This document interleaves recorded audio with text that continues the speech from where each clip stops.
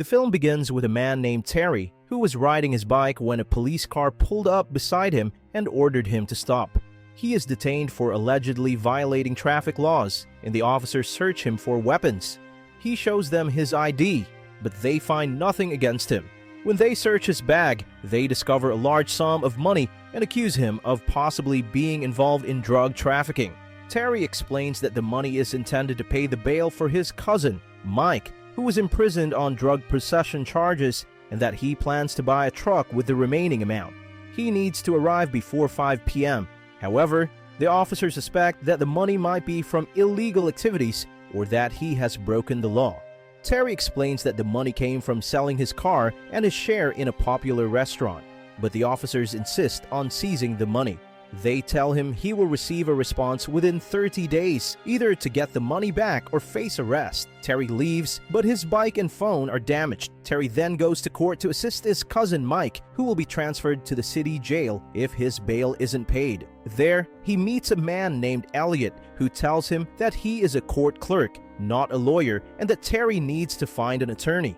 Later, Terry meets another character named Summer and explains what happened. Summer tells him that there is a way to get the money back, but it could cost him twice the amount seized and take a long time. Terry tells Summer that his cousin Mike was a witness in a murder case and helped put a powerful gang leader behind bars. If Mike is transferred to the state prison, he could be killed. Terry asks Summer for help, and we discover that she studied law but has not yet obtained her legal license. She begins to look for ways to assist him. The next day, Terry goes to the local police department to file a complaint against the officers who confiscated his money. He meets the chief, Chief Sandy, who threatens him and orders him to leave. However, Terry refuses to leave without his money. Sandy offers to return part of the money, $10,000 for Mike's bail, and keep the remaining $26,000. Terry agrees, and Sandy asks him to return on Monday at 9 a.m. to finalize the arrangement. On Monday, Terry arrives on time, but Sandy treats him poorly, telling him that he was 3 minutes late and thus the deal is off. Terry leaves, angry but determined not to give up. Terry contacts Mike by phone and tells him that he will find a way to pay the bail. He advises Mike to request protective custody so that no one discovers his identity. Later, Terry discovers that Mike was transferred to the prison on Monday, not Thursday, as previously expected. Terry calls a man named Lou, the owner of the restaurant where Terry was once a partner, and asks for a $10,000 loan to pay the bail. However, Lou refuses, telling him that his statement at the police department got him into trouble and that all his money has been confiscated with drug trafficking charges filed against him. Terry meets with Summer again and tells her that the police are harassing him. He asks if she has found anything to help him, and she replies that she tried to investigate but was discovered, which could put her at risk. She asks him to leave through the back door. In a surprise turn, Summer tells Terry that she has found many cases similar to Mike's where the bail amounts were set excessively high compared to the crime, and that these cases might be due to the city's financial bankruptcy. Summer takes pictures of several cases and gives them to Terry to study. Terry returns to the police department once more, and Sandy and his team begin digging into Terry's background. They discover that Terry was on active duty during the Iraq War, but he was never deployed overseas, which means he wasn't part of the forces that engaged in actual combat and therefore lacks direct combat experience.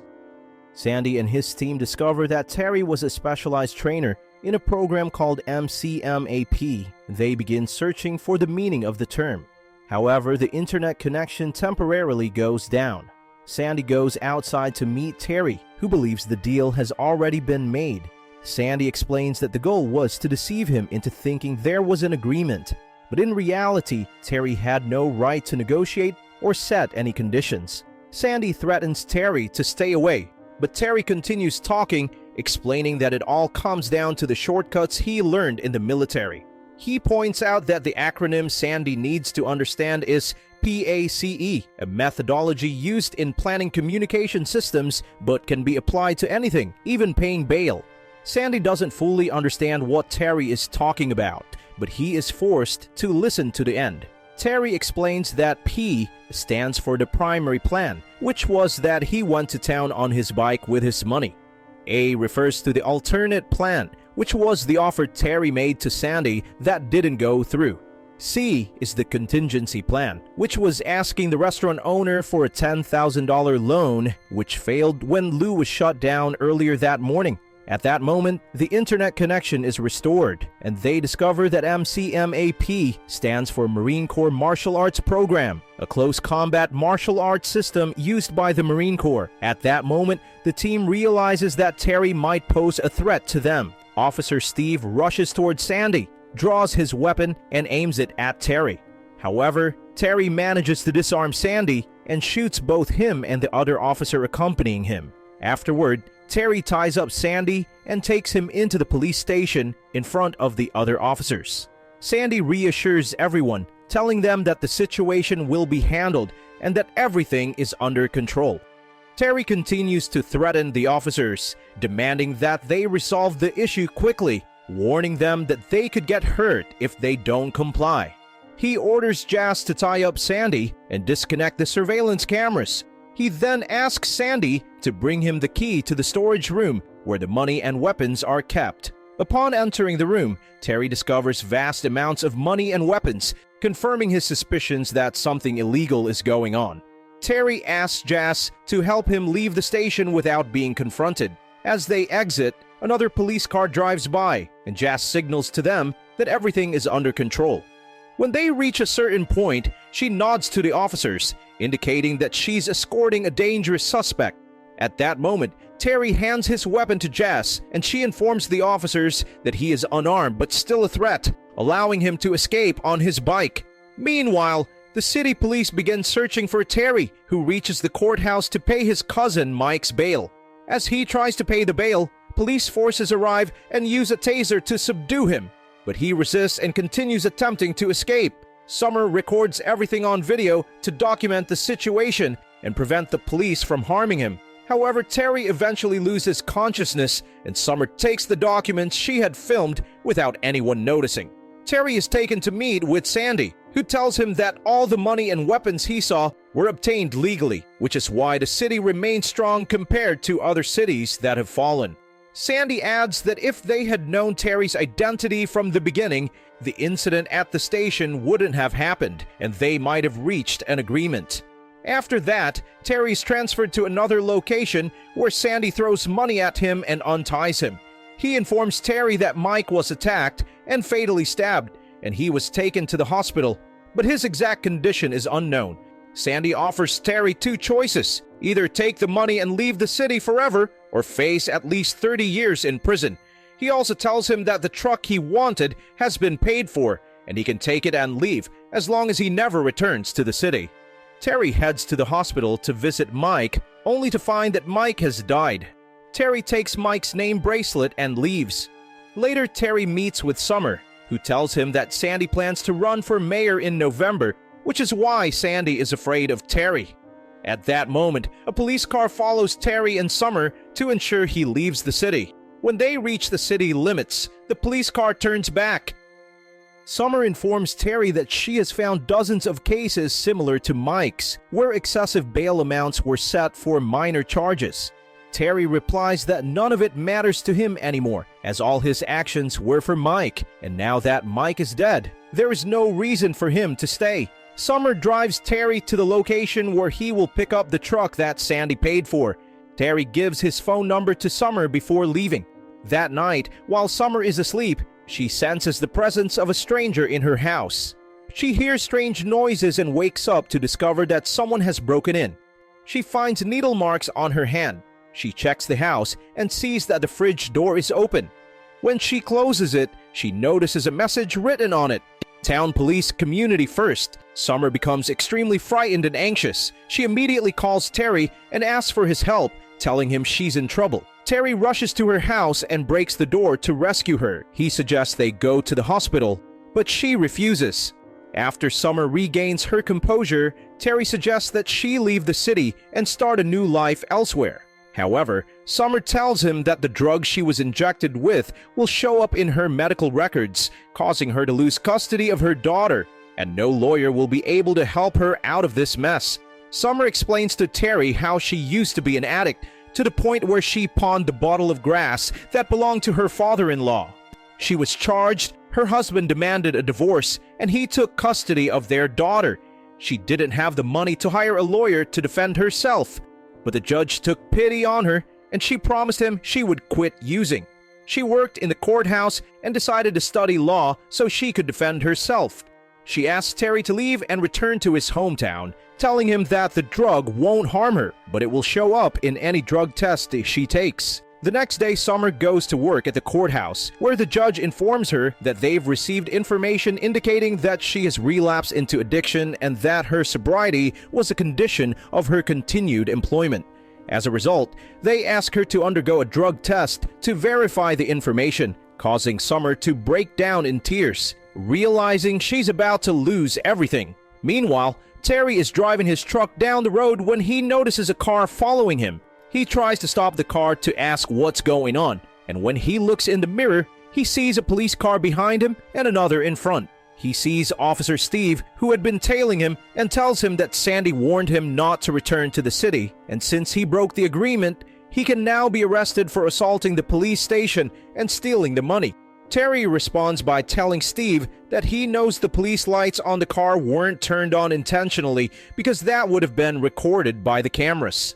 Terry prepares for the expected confrontation, and sure enough, Steve begins shooting at him, hitting him in the shoulder. However, Terry manages to take Steve's weapon and tase him until he loses consciousness. Terry escapes from the remaining officers who are trying to stop him, even as they shoot at him. In the end, Terry abandons the truck under a bridge and climbs back into the city, leaving everything behind.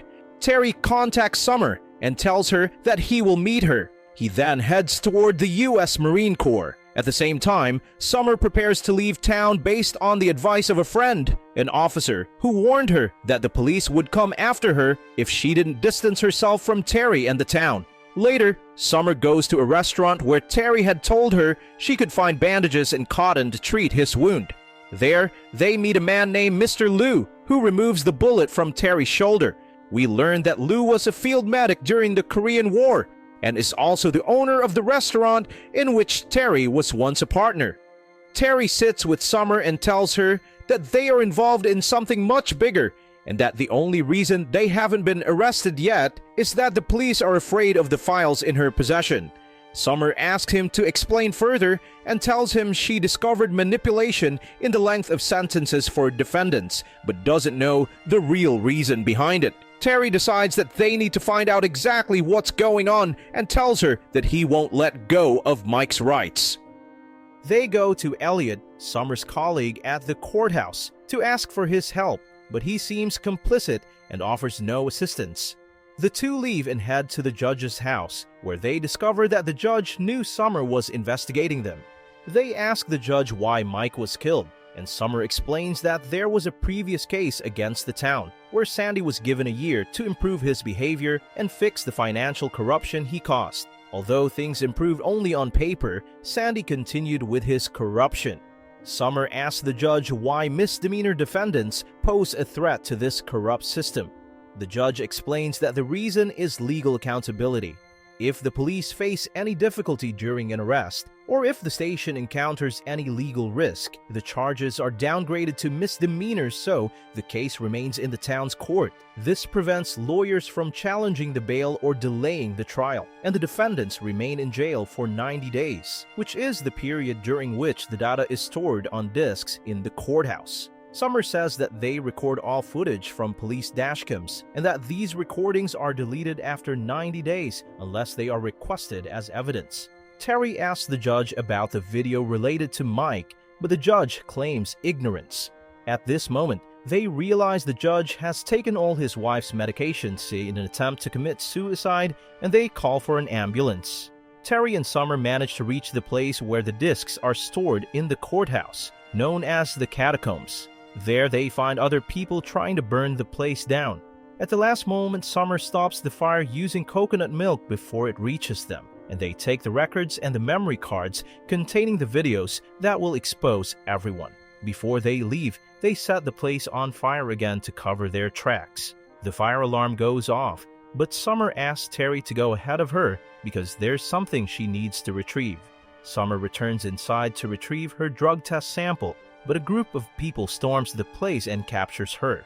Terry chases the car they took Summer in, stopping at a police car, knocking out the officer and taking his weapon. He asks where they took Summer, but the officer says he doesn't know, so Terry demands that he contact someone who does. Terry communicates with the officer via radio, threatening him with the evidence in his possession, forcing the officer to shut down the radio. Terry then calls the officer on his cell phone and tells him about the discs he has. The officer suggests meeting at a place called Rebel Ridge. At Rebel Ridge, Officer Steve, who kidnapped Summer, and his armed team prepare for a confrontation with Terry. Before Terry arrives, the team locates his position and prepares to attack. But Terry was actually speaking with Sandy, threatening him with revenge. When Terry approaches the location, they discover that the person they had located was another officer, not Terry. Terry had distracted them to gain access to the weapons and money stored at the police station. Sandy goes to check on the money, and when he enters, he is surprised to find Terry hiding and shooting at him. Meanwhile, Jess grabs her weapon, but Terry disarms her and tells her he knows she helped Summer and asks for her help. He gives her the discs and memory cards to keep safe and heads out to retrieve the weapons from their stash. Terry tells Sandy that he will turn himself in, but only after ensuring Summer's safety. In the end, Terry hands the weapon back to Jess after confirming that Summer is safe. At this moment, Jess threatens Terry that she will shoot him if he makes any sudden movements. She escorts him out of the station at gunpoint, ordering the other officers not to intervene or raise their weapons. Jess hands over the memory card that Terry gave her to Officer Steve, while we learned that Summer was injected with a drug, causing her to lose consciousness. Steve plans to kill both Terry and Summer, but Officer Evan appears and points his gun at Steve. At this point, Terry realizes that the person who helped Summer was not Jess, but Evan. Sandy arrives at the scene and shoots Evan, causing him to bleed heavily. While they discuss what to do, Terry seizes the moment and grabs his bag, which contains a weapon. He assists Evan and takes control of a police car, throwing grenades at his adversaries as he drives away. Evan tells Terry to turn on the police car's headlights because the dash cams record everything that happens. He explains that these cameras record footage from 3 minutes before they are activated, meaning that the car's camera might have captured the moment Sandy shot him. Terry activates the cameras and tries to stop Evan's bleeding while continuing to fight off the remaining forces using his combat skills. Terry reaches the car where Summer is being held, activates the cameras, and then takes Evan with him into the car. During this time, Steve attacks Terry, clinging to the back window of the car, trying to break the glass and open the door. Summer regains consciousness at that moment and hits Steve, causing him to fall off the car. Sandy continues pursuing Terry, and before leaving, he orders Jazz to alert the authorities before Terry exposes them. Meanwhile, Evan realizes that the camera recorded the moment Sandy shot him, making the footage a crucial piece of evidence against Sandy. As other police forces close in on them, they fire heavily at Terry's car, blowing out the tires. Terry tells Summer and Evan to arrive and clears the way for them by shooting at the car blocking their path. She also contacts the hospital to alert them of an emergency case heading their way, and a police escort secures their route. At this moment, Jazz asks Sandy to surrender to the authorities. Thanks to Jazz, Terry reaches the hospital safely with Summer and Evan, where they receive medical attention. After ensuring their safety, Terry retrieves the disc containing the video from the car, which documents Sandy's crime. Having successfully completed the mission he returned to town for, Terry achieves justice for his cousin Mike. Sandy is brought to trial on corruption charges, and the story concludes with Terry's victory in uncovering corruption and achieving justice. If you want interesting movie recaps, like, share, and subscribe to follow us for more movie recaps.